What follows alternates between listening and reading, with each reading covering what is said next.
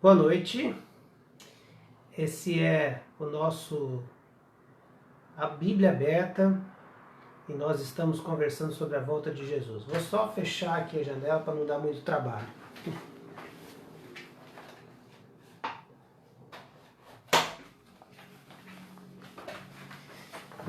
Senão o volume ali fora vai ser maior. Boa noite, queridos. André já está aqui com a gente, a Nívia, alguns queridos. Priscila está aqui com a gente também, a Priscila Lufagem.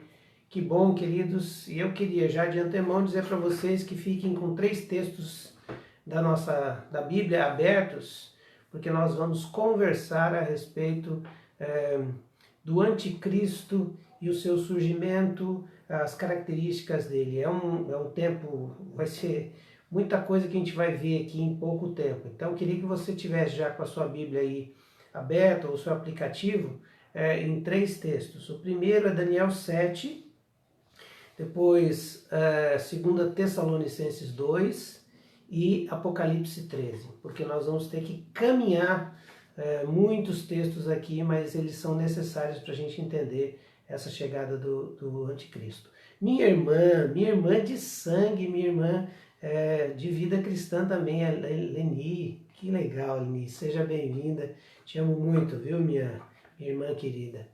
E alguns queridos aqui, Jonathan Marçal, que bom ter você aqui também, alguns queridos que estão aqui chegando nesse tempo aqui nessa live. Vamos ganhar tempo então, queridos? Vamos lá, vamos dar uma recapitulada. Nós estamos conversando sobre Jesus chega no templo com os seus discípulos em Mateus 24, eles estão admirados com o templo, faz uma conversa com Jesus dizendo isso é muito bonito e tal, e Jesus ali então diz para eles, olha, não vai ficar pedra sobre pedra do que está acontecendo, do que vocês estão vendo aqui, não vai existir mais esse templo.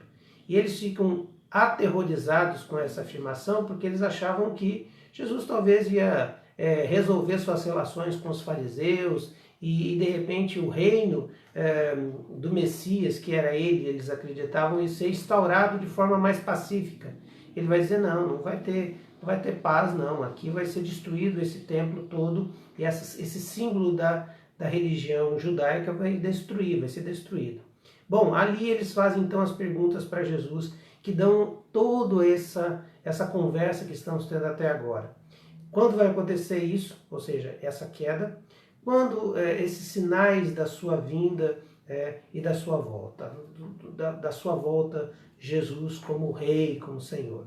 Bom, e aí Jesus começa a responder, vai dizer então que vai existir um período de sofrimento e dor chamado de o início das dores. Num conceito da mulher grávida que ainda não está dando à luz, mas já está com dores de parto. Então já está tendo as suas contrações, as dores já existem, mas ainda não é o nascimento.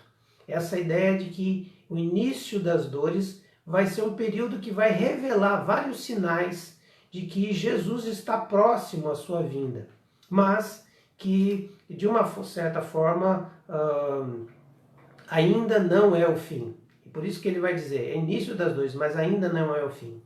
E essa nova fase da volta de Jesus vem com o que ele chama da grande tribulação, e assim todos esses sinais serão intensificados e eles serão muito mais dolorosos. Isso quer dizer o seguinte, que se havia falsos profetas, haverá muito mais. Se já existiam anticristos, e na época do início das dores, esse período no início das dores, já existe falsos profetas e falsos cristos, haverá muito mais. Bom, se você está comigo, você está entendendo que o início das dores começa com Jesus, no momento em que ele profetiza isso, está começando esse período. E nós estamos passando por esse período. Nós estamos no início das dores. Quer dizer, nós já estamos vivendo o começo do fim. E não é difícil da gente entender isso olhando para o cenário mundial. Não estou aqui cataclísmico, não estou aqui no sentido apocalíptico, mas nós estamos vivendo isso. E Deus sabe o quanto eu sou um cara, né, na minha, não gosto muito dessas teorias da conspiração, dessas coisas iluminatis, eu não curto isso. Eu acho minha vida cristã uma coisa simples com Deus, mas da presença dele. Mas eu não posso negar que nós estamos vivendo então nesse período do início das dores, porque a Bíblia nos mostra isso. Guerras, rumores de guerras, pestes, fomes, apostasias, mas esse período que vai ser inaugurado com essa vinda do anticristo, essa figura escatológica no fim de tudo, porque essa grande tribulação será marcada por uma grande apostasia. É a apostasia, ou seja, não é simplesmente algumas apostasias de alguns setores. O que é apostasia? Apostasia é o abandono da fé. É o povo de Deus abandonando a fé em Deus. Bom, nós não precisamos fazer muitos esforços para perceber que apostasias já existem no mundo.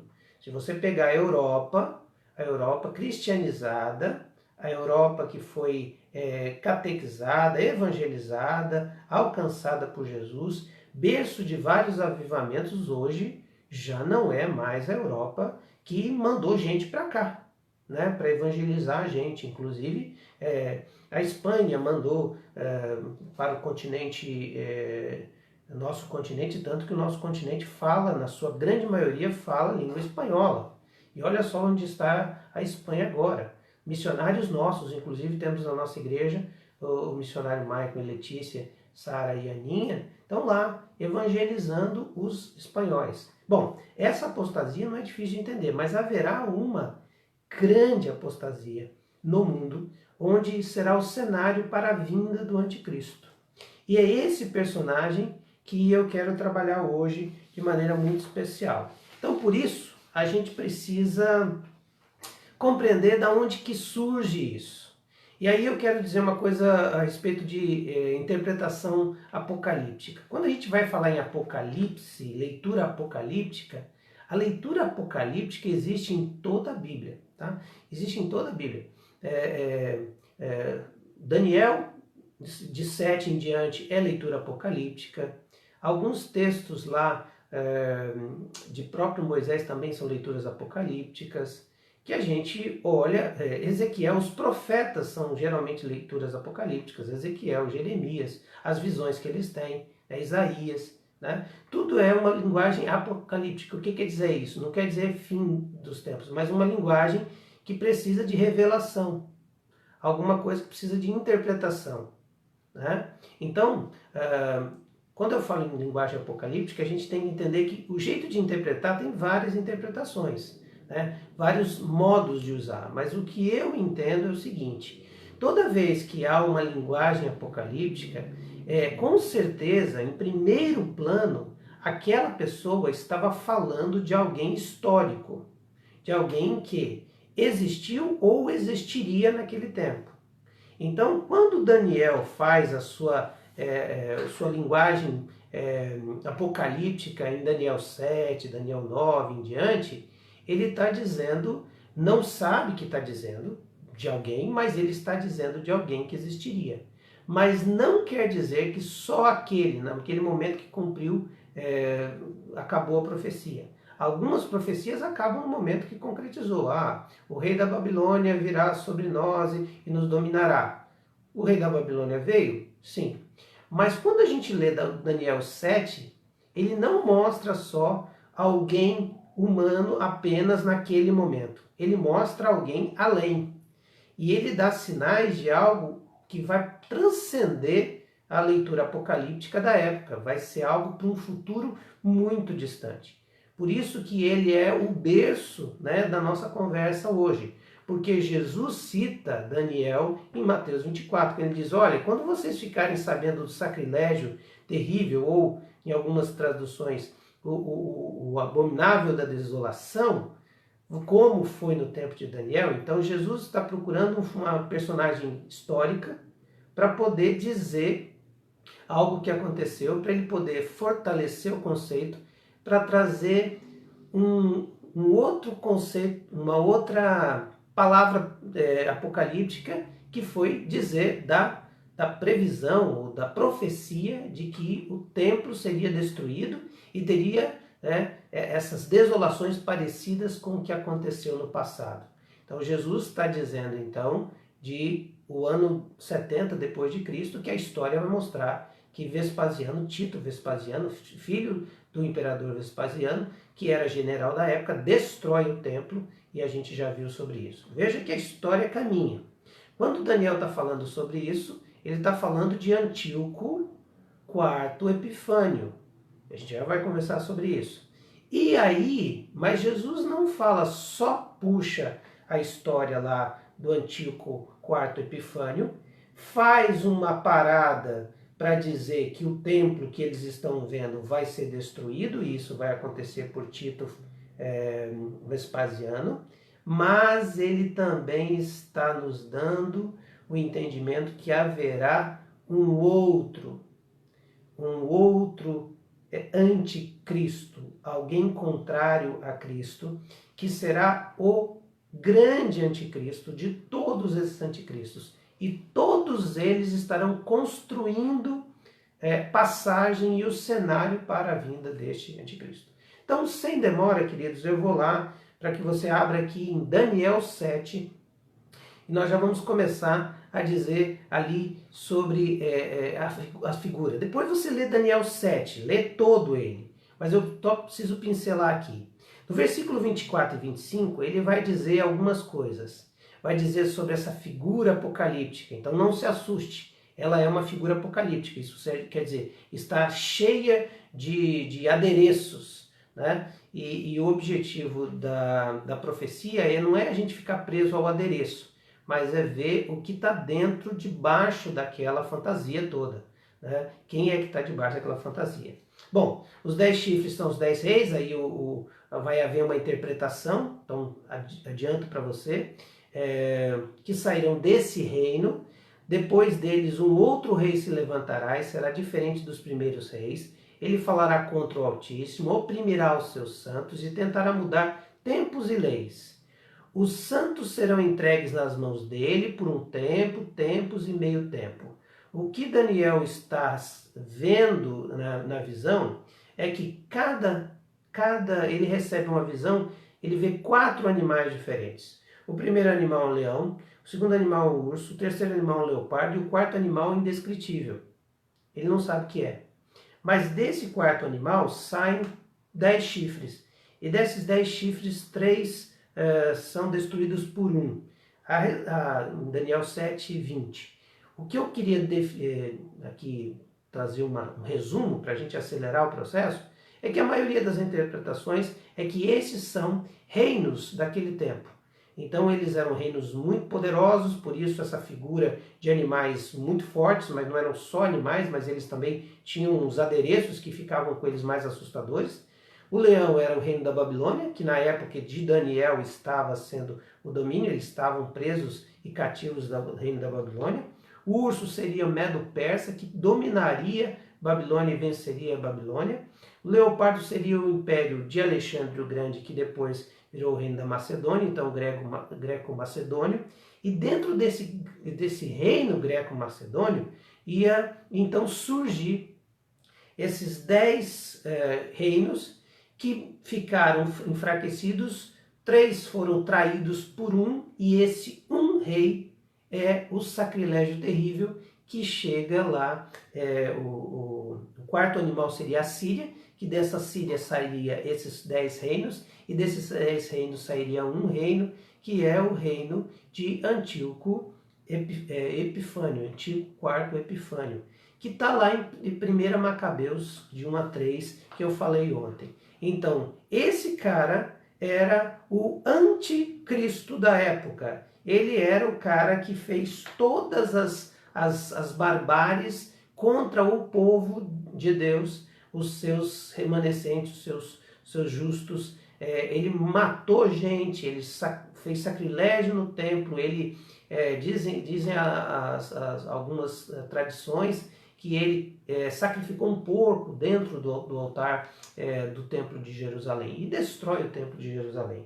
Bom, aqui a gente já sabe, né? Dessa construção, dessa figura histórica para dizer de um anti-Deus, de um homem contrário a Deus, de um homem perverso, de um homem mau. Mas olha só o que diz no versículo 9 do capítulo 7 de Daniel, 9 e 10. Um ancião. Nessa visão que Daniel vê, ele vê os 4 animais, mas ele vê também um ancião que julga. Olha o que diz o versículo 9 e 10. Enquanto eu olhava, tronos foram postos no lugar e um ancião se sentou. Sua veste era branca como neve, o cabelo branco como a lã, seu trono ardia em fogo, as rodas do trono estavam todas incandescentes e saía um fogo, um rio de fogo. Diante dele milhares e milhares serviam, milhões e milhões estavam diante dele. O tribunal iniciou o julgamento, os livros foram abertos. Isso é uma linguagem apocalíptica, né, de revelação, onde a maioria dos comentaristas, por causa dessas descrições tão vívidas, nós chegamos à conclusão que é o próprio Deus. E ele se assenta então num trono e vai julgar. Os livros abertos quer dizer o seguinte, vamos ver os autos do processo. Então aqui, tudo que está contra esse chifre pequeno que vai ser mencionado aqui. Dentro de tantos esses chifres, esse chifre pequeno vai ser julgado. Vamos julgar esse abominável da desolação. E também no versículo 13 ao versículo 14 aparece uma outra figura nessa visão, que é o filho de um homem. Filho de um homem. No versículo 3 diz, na minha visão à noite vi alguém semelhante ao filho de um homem, vindo com as nuvens dos céus. E ele se aproximou do ancião e foi conduzido à sua presença. E a ele foram dados autoridade, glória e reino. Todos os povos, nações e homens de todas as línguas o adoraram. Seu domínio é um domínio eterno que não acabará e o seu reino jamais será destruído. Não há dúvida que Daniel, mesmo na sua limitação, estava recebendo uma revelação, uma visão do Senhor Deus e do seu Filho Jesus, que recebe todo o governo, todo o domínio, todo o poder e autoridade sobre todos os reinos dados pelo próprio Deus. Olha só a construção que nós estamos percebendo aqui. E aí o que vai acontecer na cena em seguida? Versículo 26 a 27, o ancião, ou seja, Deus, julga o chifre pequeno, ou seja, o tirano, o homem da desolação, o anticristo, o antideus, e destrói, e aí vai reinar com seu povo para todo sempre. Versículo 26 e 27. Mas o tribunal julgará, e o seu poder será tirado e totalmente destruído para sempre. Então a soberania, o poder, a grandeza dos reinos debaixo de todo o céu serão entregues nas mãos dos santos e o povo do Altíssimo. O reino deles será um reino eterno e todos os governantes o adorarão e o obedecerão.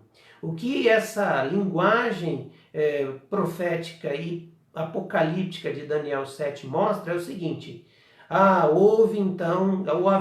então um homem da desolação, haverá um abominável da desolação, haverá um anticristo, alguém que lutará e com poder enorme, mas ele vai ser prevalecido pelo Filho do Homem e pelo Ancião, o Deus Todo-Poderoso, que vai julgá-lo e vai condená-lo e destruí-lo. Bom, a história mostra Antíoco como sendo este rei que fez isso, um Seleucida que fez isso, e acaba sendo, ele morre de maneira súbita, não há muita coisa para dizer sobre isso, mas esse reino acabou, destruiu. Não há mais o reino Seleucida, não há o reino mais greco-macedônio, mas aí toma o lugar outro rei. Ou seja, este não tem mais poder. Esse anticristo foi derrotado, destruído e esquecido. O paralelo disso, para a gente poder agora então entender as características desse homem da desolação, desse sacrilégio, desse terrível sacrilégio que Jesus está falando, essa figura apocalíptica, nós vamos para 2 Tessalonicenses 2, de 1 a 12, onde Paulo vai então fortalecer alguns conceitos e algumas características deste anticristo. E Jesus então fala dele mas Paulo então fortalece e explica um pouco melhor. Primeiro, 2 Tessalonicenses 2:12. Do versículo 1 ao versículo 3, o Paulo está advertindo que o povo de Tessalonicense, estava dormindo. Na verdade, assim, eles estavam descansando, porque achavam que Jesus ia voltar na outra semana. Então eles pararam de trabalhar, não viveram a vida, vivendo a vida, indo na casa uns dos outros. Paulo até tem um versículo que vai dizer, gente, se você não trabalhar, não come. Vamos começar a fazer as coisas aí, porque o mundo não vai acabar, gente. Vamos voltar para o trabalho, porque Jesus ainda não vai voltar. Por quê? Porque o homem do pecado só virá no período da apostasia, do abandono da fé. Porque ele virá no meio da grande tribulação, que Jesus vai dizer, no meio dessa grande tribulação. Ele só vai vir nesse tempo. Olha só o que diz o versículo 4, 5. Né? Antes daquele dia virá a apostasia e então será revelado o homem do pecado, filho da perdição. Este filho da perdição só vai ser revelado no tempo da grande apostasia, da grande tribulação. Então veja, o início das dores vai terminar com um aparecimento deste filho da perdição e deste homem do pecado. Esse homem da iniquidade, que talvez esteja na sua Bíblia, quer dizer o homem da anomia, ou seja, o homem sem lei. E grave esse conceito, porque a gente vai trabalhar um pouquinho ele lá na frente. Então, vejamos. Quando a gente fala que, o seguinte, o fulano é o anticristo, então você está dizendo o seguinte, bom, então estamos na grande tribulação. Só que você vai perceber que os sinais da grande tribulação não estão acontecendo. Você tem toda a liberdade, você está todo tranquilo fazendo as coisas que você precisa. Pastor, mas nós não estamos podendo sair de casa. Mas nós não estamos impedidos de cultuar a Deus. O momento da grande tribulação é que nós seremos cerceados todos os nossos direitos, até de louvar em casa. Tudo que nós tivermos a respeito do nosso Deus e do culto ao nosso Deus será tremendamente rechaçado e vai ser proibido mesmo. Por quê? Porque esse anticristo vai reivindicar para ele toda a glória e todo o poder. Quando João vai dizer sobre isso, ele tem em mente o imperador. E o que estava acontecendo era um culto à divindade do imperador e não poderia adorar o outro. Estava claro que havia uma perseguição contra aqueles homens. Quem falasse ou expressasse a respeito de Jesus seria morto. Não é que desobedecia leis de prevenção da vida. Por exemplo, se hoje você pegar, nós, por exemplo, fôssemos lá para a igreja, entupíssemos a igreja de gente e estivéssemos adorando e a vigilância sanitária chegasse lá e dissesse, olha, vocês podem cultuar, só que, seguinte, desse jeito que vocês estão fazendo aí, vocês estão descumprindo as leis, por quê? Porque corre esse risco de vida, de contrair algum vírus. Gente, eles não estão sendo opressores, eles estão fazendo aquilo que é correto. Nós, como cristãos, é que deveríamos cuidar para não proliferar o vírus. Então, só cuidado para você não colocar nós no meio desse balaio, achando que nós já estamos sofrendo a grande perseguição. Não, queridos, nós estamos no início das dores. Pode ser um cercear, claro, pode ser um entendimento diferente de coerção, sim, mas não é essa grande tribulação. Quando nós estivermos, ou se nós estivermos, porque talvez não estaremos vivos, mas você vai entender, eu vou perceber, porque não haverá dúvida, será muito claro que nós estamos vivendo esse momento. Bom, este homem então só virá na grande tribulação e antes virá essa apostasia. Ou seja, o povo de Deus, a apostasia não é o povo de fora que vai viver mais na iniquidade. Não, no erro, no pecado, no engano, na luxúria, em todos os pecados que eles gostam de viver. Não, somos nós. Nós é que vamos desistir de Deus. Nós é que vamos relativizar a nossa fé. Nós é que vamos deixar de viver uma vida de santidade. Nós, a igreja de Cristo, é que vai viver a apostasia. Bom, aí a Bíblia vai dizer que, mais uma característica de 2 Tessalonicenses 2:12, que ele é o anticristo, ou um anticristo. O que quer dizer isso? Anticristo seria alguém contrário a Cristo. Um anticristo seria um substituto de Cristo. E aqui tem uma coisa interessante. Ele vai dizer lá no versículo 4 e 5. Este se opõe e se exalta acima de tudo que se chama Deus e é objeto de adoração, a ponto de se assentar no santuário de Deus, proclamando-se ele mesmo é Deus. Não se lembram de que quando eu estava falando com vocês costumava lhe falar essas coisas? Bom, aqui tem uma coisa interessante. Ele não só será um opositor a Deus, mas ele se sentará no trono do lugar sagrado, seria essa ideia de sentar no templo, no santuário do templo, né? Que isso é uma profanação para o judeu, mas então a figura de linguagem usada aqui é o templo, né? Templo de Jerusalém, por isso todas essas figuras ainda persistem. O que nós sabemos é que não existe mais o templo, e eu creio, para a minha linha teológica, que o templo não vai ser restaurado, como algumas linhas teológicas acreditam.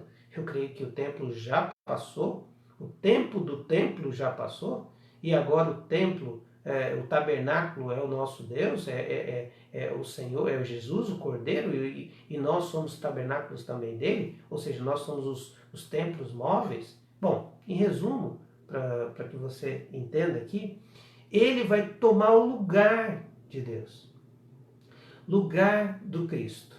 Percebe? Ele não só será contrário, ou seja, falará coisas blasfemas, insultará a Deus de alguma forma, né? E é difícil a gente dar exemplos mais específicos, mas de alguma forma insultar mesmo a glória de Deus, debochando da glória de Deus, blasfemando contra o nome de Deus, atribuindo talvez as obras de Deus a demônios, ou debochando da obra de Deus, mas também ele vai tomar o lugar de Deus. O que quer dizer isso? Isso é muito sutil, mas ele vai ser alguém que vai dar às pessoas respostas que elas esperariam de Deus. Pensa bem, alguém ou uma figura ou uma liderança tão carismática que vai fazer com que as pessoas procurem a ele ao invés de procurar a Deus. Se satisfarão nele ao invés de se satisfazerem em Deus e no seu Cristo. Buscarão a ele ao invés de buscar a Deus. Então, por causa disso, se curvarão a ele.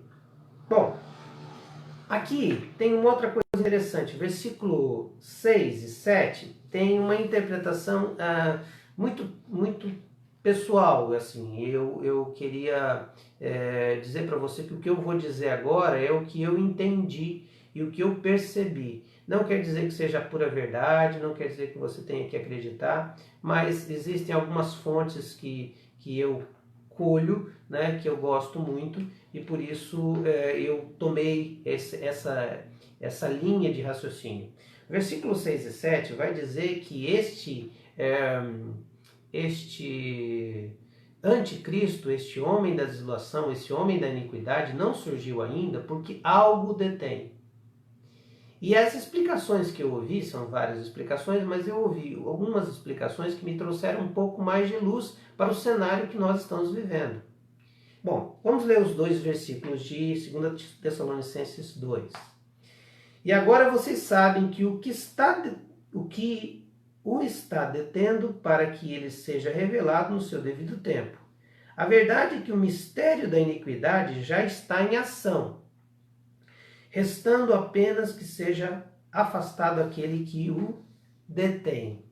Aquele que o detém e o que detém.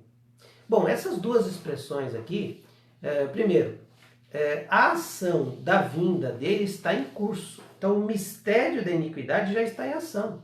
O mundo está preparado, está sendo preparado, tempos após tempos, para o ápice da vinda deste anticristo. Os poderes malignos já estão operando. Satanás está preparando há muito tempo, usando estruturas, usando governos, usando todas as possibilidades que ele tem, que estão de uma certa forma em seu domínio, para isso. Então, aqui tem uma coisa interessante. Então já está em ação, os anticristos já vêm preparando, ou seja, existem anticristos surgindo na história. Como João disse, há vários anticristos. Ou seja, existem pessoas que são contrárias a Cristo, que lutam contra Cristo, que lutam contra a religião cristã, que lutam contra a fé cristã, que estão destruindo os valores morais e éticos a cada momento, mas estão preparando esse terreno.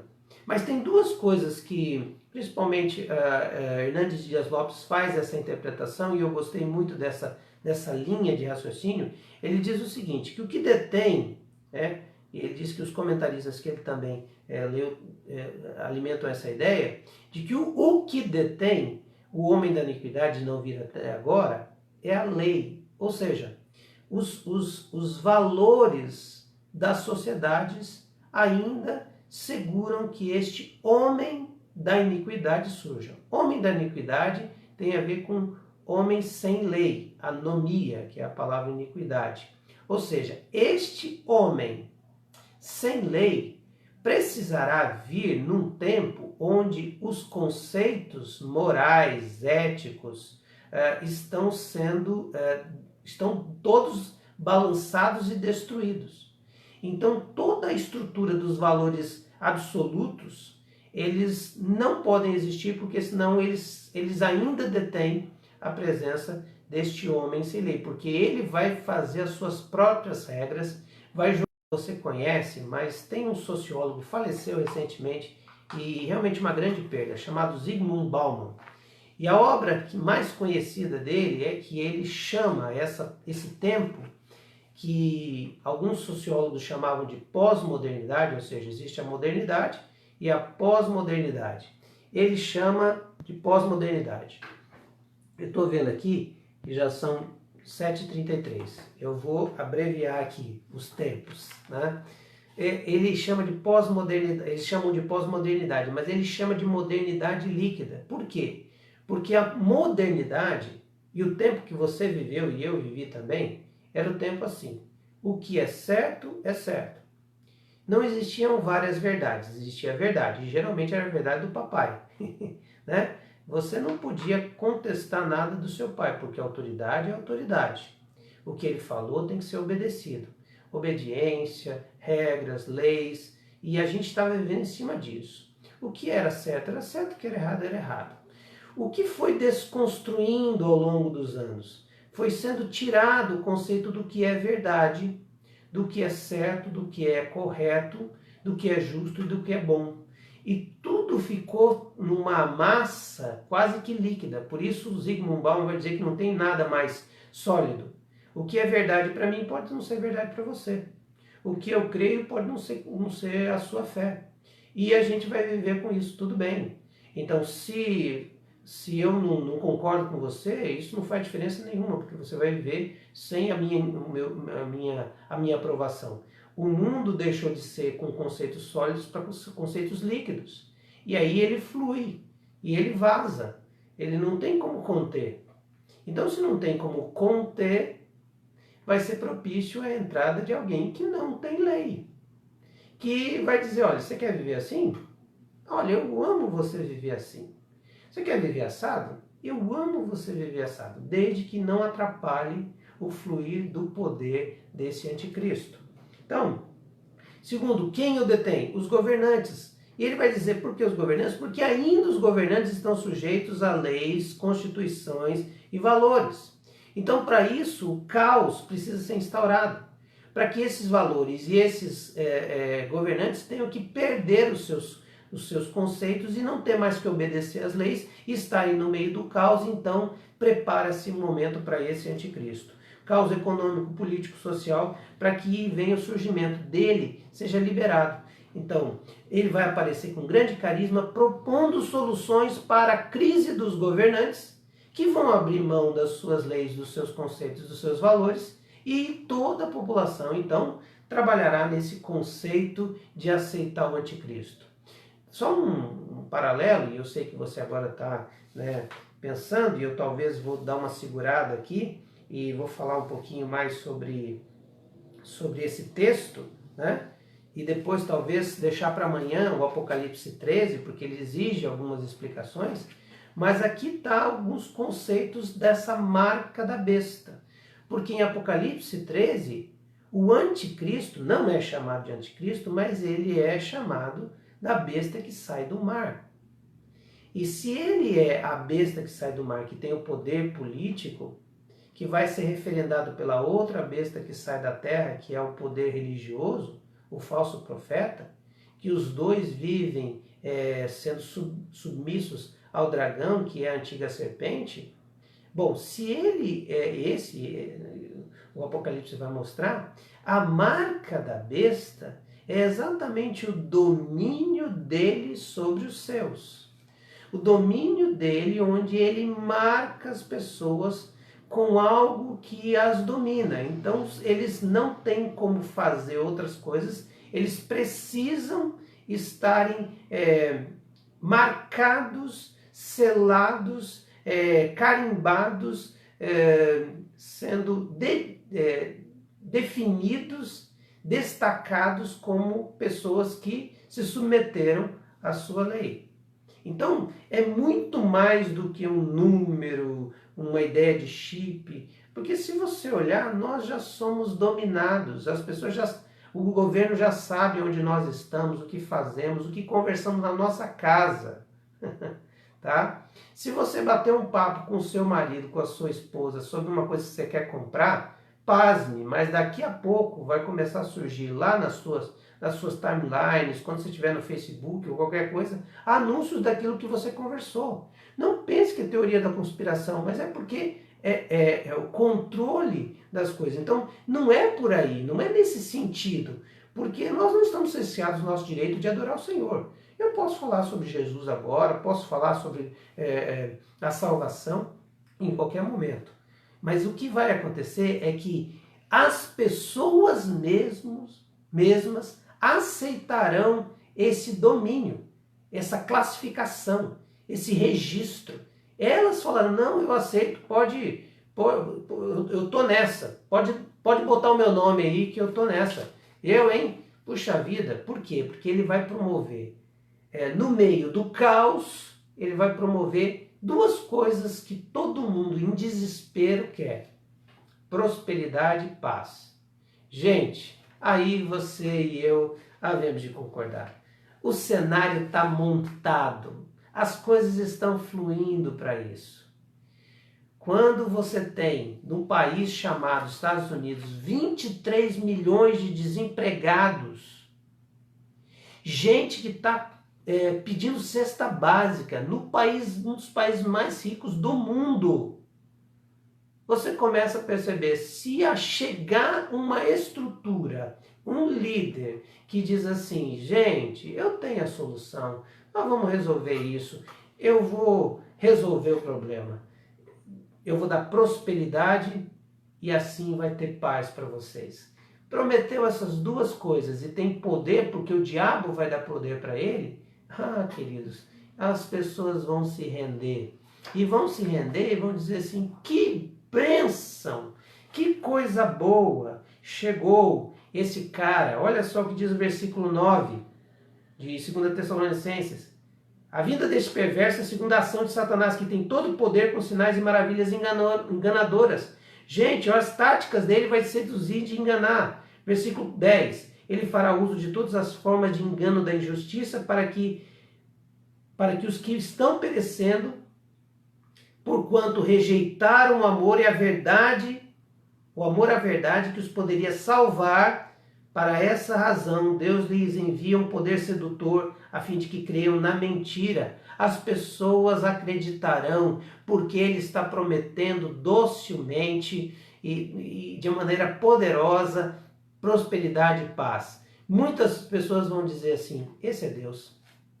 Por isso que ele vai ser anticristo, porque ele vai ser contrário a Cristo, mas ele vai ser ante, ou seja, substituto de Cristo. Por quê? Porque vai tomar o lugar. Porque pessoas vão se curvar e dizer assim, não, chegou a salvação, né? Ele será agente da perdição de muitas pessoas, versículo 12. E sejam condenados todos os que não creram na verdade, mas tiveram prazer na injustiça. Aqui a gente vai ver alguma coisa muito interessante, que muitas pessoas estarão se rendendo a essa estrutura maligna. E muitas pessoas farão isso, mas sem nenhuma crise de consciência, porque nunca conheceram a verdade do Evangelho. Mas o que eu queria que você soubesse é que da mesma forma que Daniel estava dizendo a respeito do que aconteceu com aquele abominável da desolação, lá, aquele personagem histórico que Daniel então vai descrever na sua linguagem apocalíptica, também Paulo vai descrever aqui, versículo 8. Jesus vai vencê-lo sem nenhum esforço, sem nem muito esforço. Versículo 8.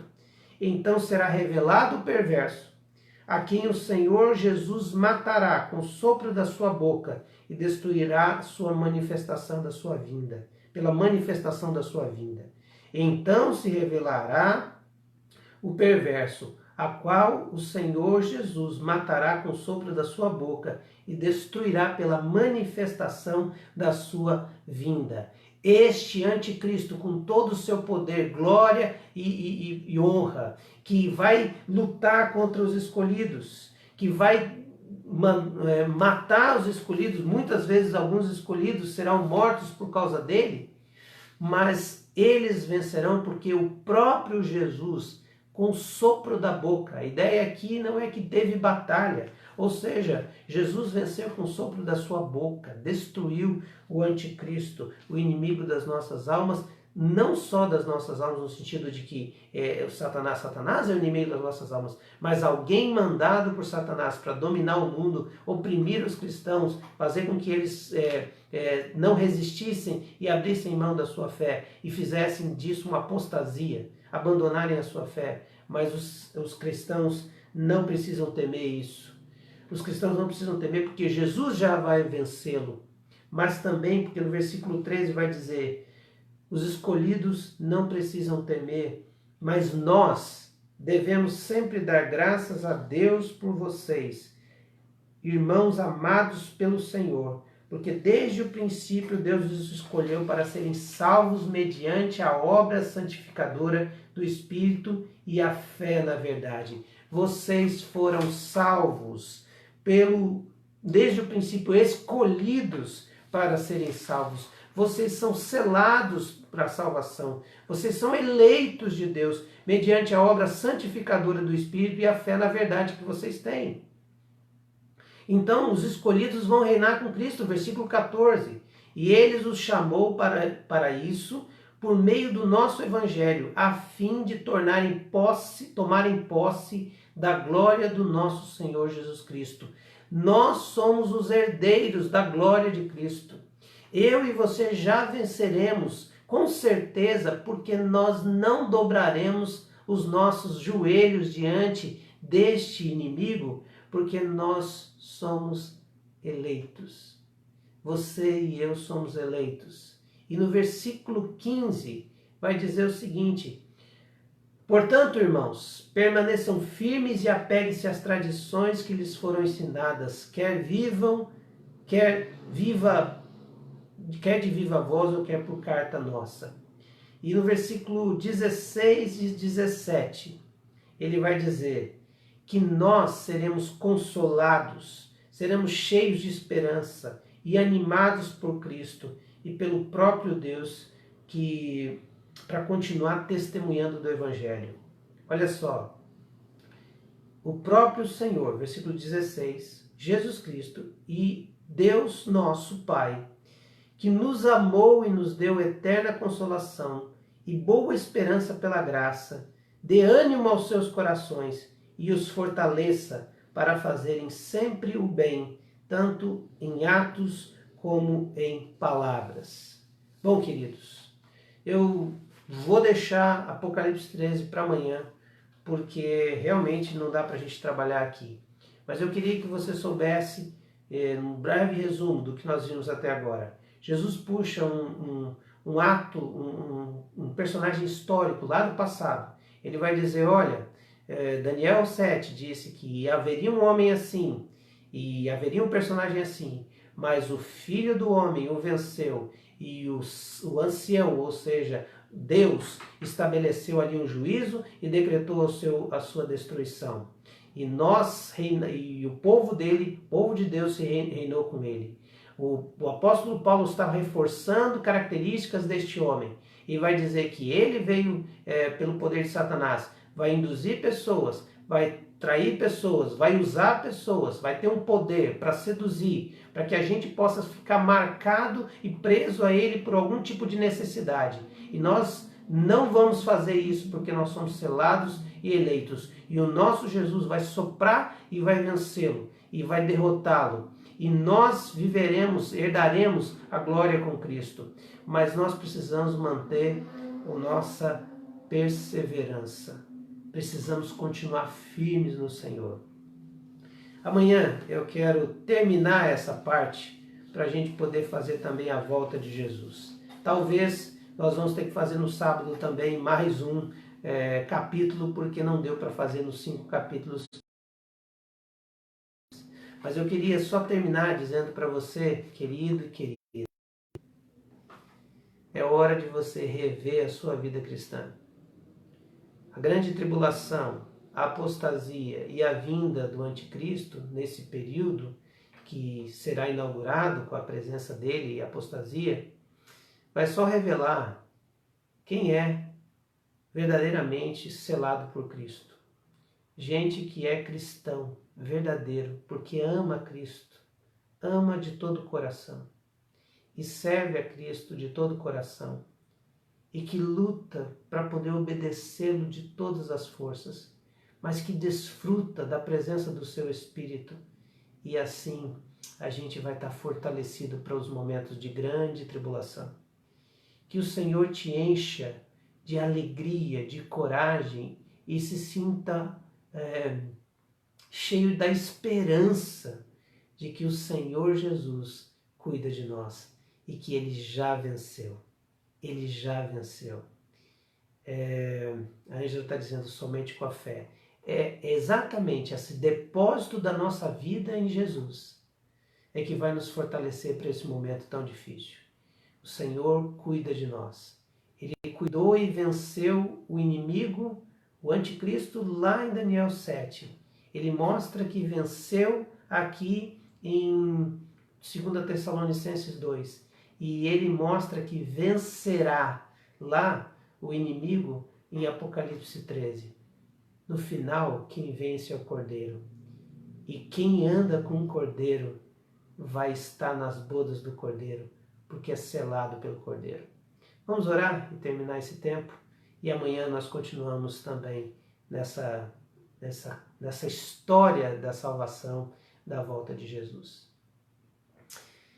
Pai amado, obrigado porque Tu és o ancião de cabelos brancos, fogo, uma figura tão bonita, mas tão pesada de Daniel 7, mas que revela o Seu poder e a Sua soberania, que o Senhor sentou no trono, abriu os livros e fez o julgamento. E julgou aquele que era contra os Teus servos. Obrigado, Senhor, porque Paulo nos revela que este homem da iniquidade enganará apenas os que não são selados, não são marcados pelo sangue do Cordeiro. Obrigado, Senhor, porque o Senhor um dia nos resgatou do império das trevas. E nós não devemos lealdade a nenhum outro rei, a não ser Jesus Cristo. Que esse tempo agora seja de fortalecimento e de preparo para que a nossa vida não seja tão importante quanto a nossa fé no Cristo Jesus. Senhor, que cada um examine a si mesmo e vejo, ó Deus, em que áreas da vida não tem sido alguém que realmente crê no Senhor Jesus. Mas que, ó Deus amado, esse momento nos sirva para a gente poder entender que no final, quem vai reinar é que tem a marca de Jesus Cristo, que foi lavado no sangue do Cordeiro. Se tem alguém nos ouvindo que ainda não entendeu que precisa entregar sua vida a Jesus, que essa seja essa noite de entrega da sua vida verdadeiramente ao Senhor, para que nada tenha mais importância do que Jesus Cristo. É assim que nós oramos, em nome de Jesus. Amém. Queridos, vocês podem ir colocando aí as suas perguntas, né? Que depois eu dou uma olhadinha na live, porque enquanto está acontecendo a live é difícil para eu colocar, observar e falar. Mas você vai colocando aí e a gente vai conversando. Tá? Amanhã nós vamos trabalhar então Apocalipse 13 para poder entender essa figura lá no fim da história, para poder entender, não sei, né, queridos, mas pelo menos jogar um pouco mais de luz nessa figura tão emblemática de Apocalipse 13. E aí eu peço a você também a sua paciência, a ideia não é esgotar o texto, tá bom? Então até amanhã, 19 horas, e a gente volta aqui. Amanhã também, 7 horas da manhã, nós temos o Orando com os Salmos. Deus abençoe e uma boa noite, queridos.